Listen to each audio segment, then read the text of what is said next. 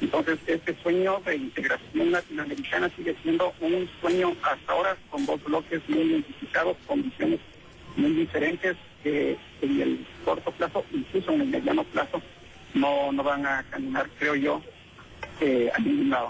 Bueno, a lo mejor lo que hay que pensar y entender que la historia te indica también que los sueños se quedan sueños, son sueños, y sueños serán.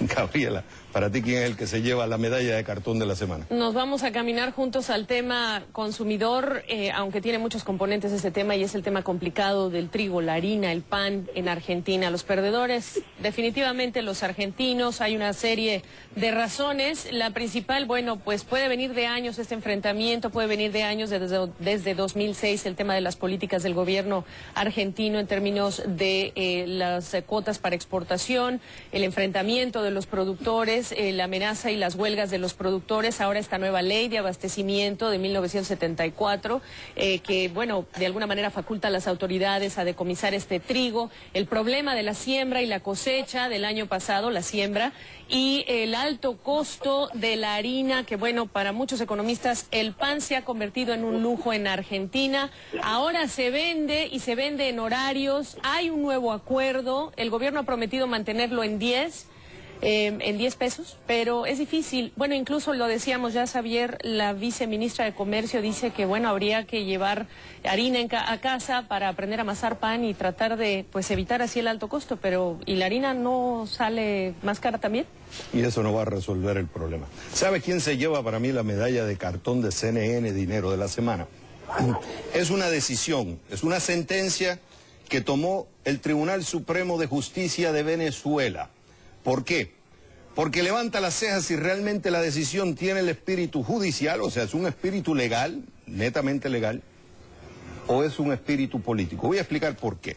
En el 2009, Conatel, que vamos a decir es el ente gubernamental que regula las telecomunicaciones en Venezuela, le da una multa a Globovisión. Globovisión, recordemos que es un canal de cable que era eminentemente contrario al gobierno, era un crítico, era la oposición, representaba a la oposición, el pensamiento crítico del gobierno de Chávez en ese momento y, bueno, de lo que viene siendo el chavismo.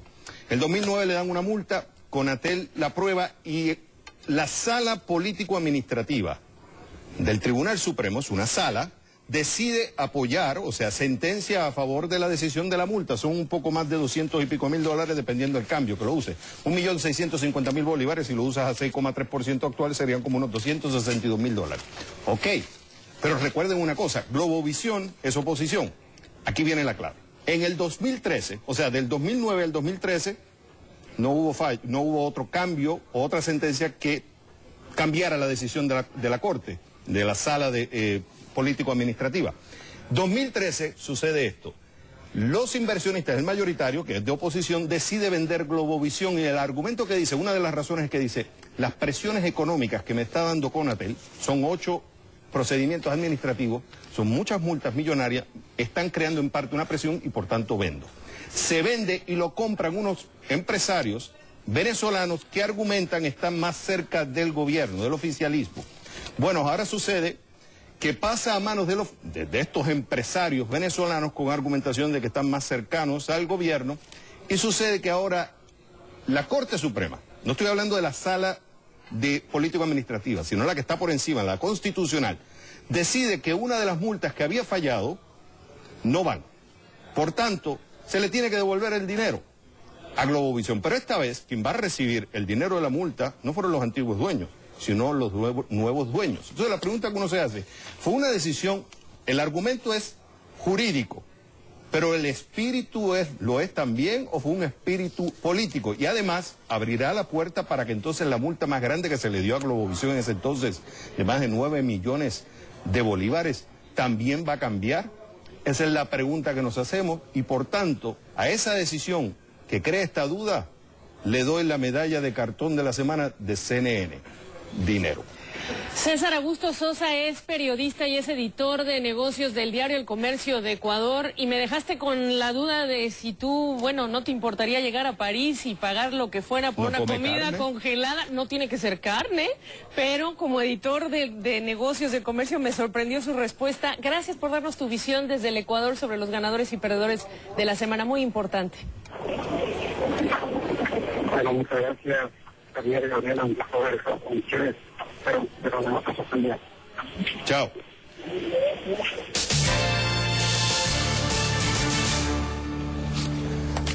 Gobierno argentino. La intimidación no funciona. Este es el tema de hoy. En Argentina hay un problema con el pan. La subida del precio del kilo de trigo se ha disparado, haciendo que el pan y productos tan típicos en la mesa de los argentinos, como las medias lunas o la pizza, se estén convirtiendo en un lujo para algunos. En los últimos 7 años el precio del pan ha aumentado en más de 700%, esto según el mismos datos recolectados por el gobierno, el Instituto Nacional de Estadísticas y Censos. El incremento más brusco se registró en el 2003, cuando se triplicó el precio de la bolsa de harina. Ello llevó a las panaderías a aumentar sus precios en 50% en solo un semestre. ¿Por qué se convierte en un lujo un producto tan básico? Aquí viene el debate. Los productores le echan la culpa al gobierno. Argumenta que la razón principal es que las políticas del gobierno desincentivan la producción. Desde el 2006 el gobierno ha puesto un precio máximo al trigo, lo que desmotiva a aumentar la producción. Este precio político, como le llaman, viene afectando la oferta. El gobierno le echa la culpa, claro, a los exportadores y a los productores por estar reteniendo cerca de 2 millones de toneladas de trigo de la última cosecha. La retención del cereal crea un desequilibrio entre la oferta y la demanda, lo que hace que el precio suba.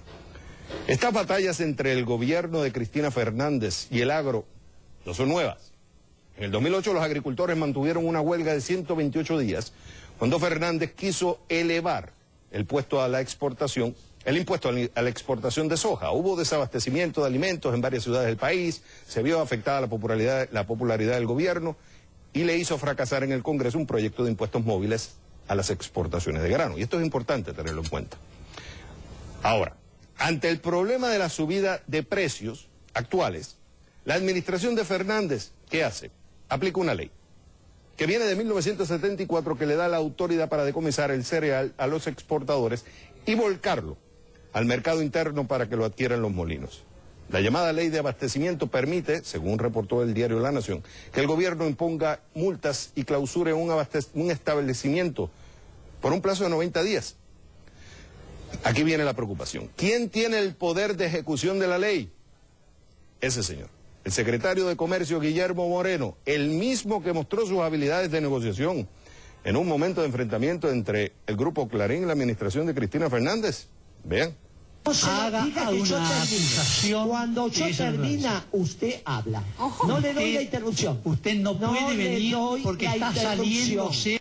No salgo en absoluto. Ahora entramos con la ley de abastecimientos. Hasta lo que sabemos hoy, el gobierno tiene el arma, pero no ha tirado del gatillo. Juan Rey Kelly, analista de las Federaciones Rurales de Argentina, nos dijo que no han recibido quejas de que se haya decomisado el trigo. Pero sí dijo que si el gobierno lo hace, el efecto negativo es mayor y va terminando afectando no a los productores, a los consumidores. Si ya teníamos una oferta ajustada y una situación de estrés sobre el mercado de trigo, este tipo de medidas las va a exacerbar y va a hacer que, digamos, que esté en boca, digamos, en todos los medios de comunicación y demás, esta situación que lo que va a terminar perjudicando es básicamente al consumidor. Está claro que hay tensión, batallas previas, año electoral, acusaciones y un consumidor que ve que le sube el pan. Todo ello con una expectativa que ellos tienen de mayor inflación en un país de alta inflación general. Esto es caldo de cultivo para que suban los ánimos, pero no justifica la intimidación. Esto no va a hacer que baje el precio del pan. Toma nota. Relacionamos la meditación con la espiritualidad y es que una consultora dice que puede ayudar en el desempeño de gerentes y empresarios. La historia más adelante. Y Venezuela llega a la presidencia del Mercosur. ¿Qué beneficios está buscando el gobierno? ¿Y los empresarios? ¿Son los mismos beneficios? Osmari Hernández investigó y tiene la historia al volver a CNN Dinero. Les recordamos, ya tenemos la encuesta activa, la pregunta del día de hoy. Ya estamos leyendo sus comentarios. ¿Cuál fue la noticia económica más relevante de la semana? Nuestra dirección facebook.com/CNN Dinero.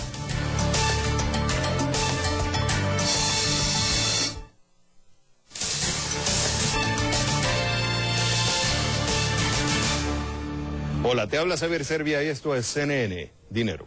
Este viernes Venezuela asumió la presidencia pro tempore del Mercosur, con la expectativa de fomentar la unión y el desarrollo en la región. El gobierno espera que el bloque de naciones trascienda lo económico y siga proyectándose hacia lo social. Mientras, algunos temen que el acento se coloque en lo político. Osmaria Hernández nos dice más.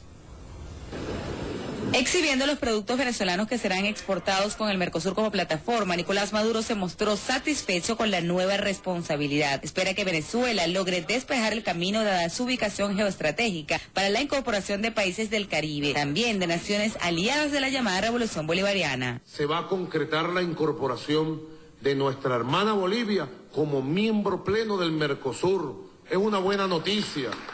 Y la aceleración del proceso de incorporación de Ecuador.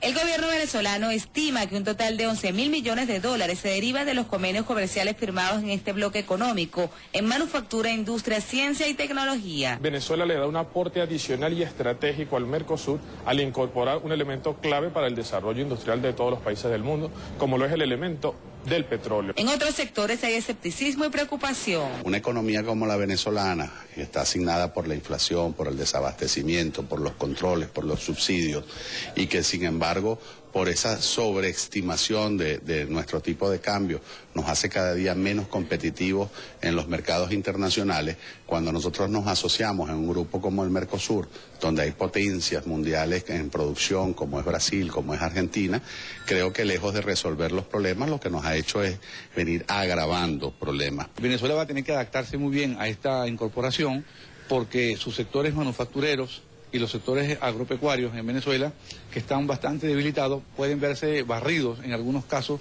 como en la industria automotriz, porque no van a estar en condiciones de competir con una industria que produce escala planetaria como es la del Brasil. Una inflación acumulada del 25% en el primer semestre del año y un índice de escasez de 19.3% en junio, según cifras del Banco Central de Venezuela, muestran una radiografía de la economía del país. El gobierno busca incentivar a las empresas privadas a fin de aumentar la producción nacional. Para CNN, Osmaria Hernández, Caracas.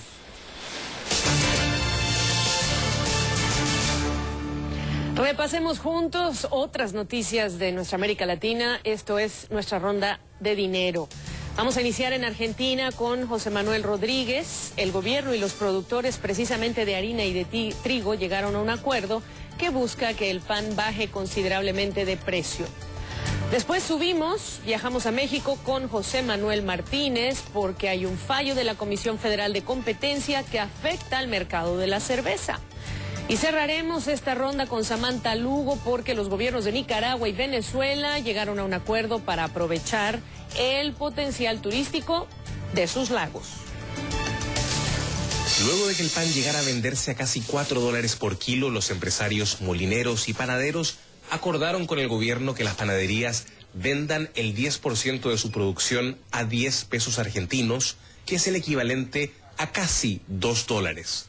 El alza en el precio de la harina y el pan se ven como consecuencia de las políticas erradas que viene manteniendo el gobierno desde el año 2006, que ha desincentivado la inversión y la producción de trigo hasta el punto de llegar a producir la mitad de lo que Argentina podría producir tranquilamente.